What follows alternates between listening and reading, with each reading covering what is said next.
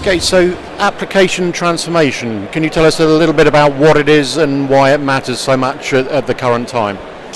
Application transformation is at the heart of digital transformation, which is where people are trying to deconstruct some of these monolithic applications, .NET-based applications of old, and try and move more towards hyperscale environments where they're using microservices and breaking them down so that parts of the application exist as discrete services in their own right and can be easily scaled, are not unique, so they need less feeding and watering. And that's really kind of where the future applications are being built today. I mean, we've seen how the effects of some of these have taken root in our existing markets and disrupted sort of well-established markets. So people like Blockbuster Videos has gone, and people like Airbnb and Uber are, we've all seen what they've done. And so I say application transformation is all about disruption, really, when you look at what they're doing.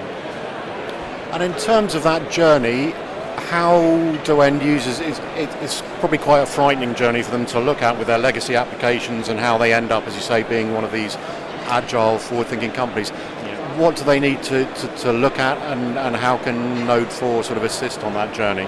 Okay, so I think I love the phrase, don't try and eat the whole elephant. Yeah. It's a case of, this is not a race and it's not a destination. This is a journey, and it's going to be a real transformation journey, as the name kind of gives away. It's a digital transformation IT, whatever you want to call it. There's a lot of buzzwords out there, but the argument is that you can't just pick up everything and move it in one go. So you are going to have some old legacy hardware. You are going to have some applications that belong in a virtual infrastructure. Don't try and take it all. Pick the stuff that's most relevant. Get that done first. Focus on the user experience for your customers and what that means. If you're a business that relies heavily on your application, maybe it's a web-based application, maybe it's an app on a smart device. Look at how you get that better. Look at how you leverage some of the technology that's out there in maybe hyperscale environments, but also more classic hosting providers who can lower some costs. So there's a balance there between what you can do with the hyperscale features against commercially how you can stay relevant and on price point by using some of the sort of more classic hosting environments and cloud providers out there. And in terms of looking at a partner or partners to help you with that journey, what should people be looking for from an MSP, and maybe even what are some things they ought to be a little bit wary of if MSPs are suggesting a particular prescriptive route? Okay, so I think when you're making any of these kind of decisions, you need to make sure you've got the full suite of options on your table, so you're making an informed decision. So be wary of people that only have one or two things in their stable. They're obviously going to be biased towards those things. You've got to have a trade-off. So those providers now that are out there, MSPs that have co-location space, they have a virtual infrastructure offering, they have links into and the right people to help migrate applications into Amazon and Azure or whichever hyperscale cloud you're looking at. Those guys they get a chance to be sort of fairly they can be without bias, basically. They can sort of talk straight and help you make a decision without actually worrying about where you might put it and trying to colour the sort of the direction you're going to go in.